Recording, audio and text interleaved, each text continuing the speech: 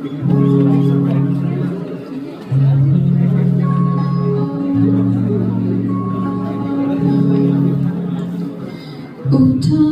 गरौँ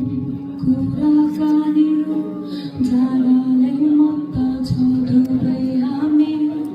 सुत्न सक्दिन म रातभरि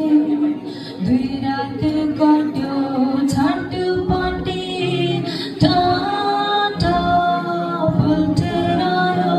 मन मेरो छरपष्ट भयो देखेर झट्टै भाग्यो यो चित्त फुटाउनलाई बात मार्न आयो फेरि हात थाम्न चाह्यो पढेर झट्टै छाड्यो त्यो अतीतका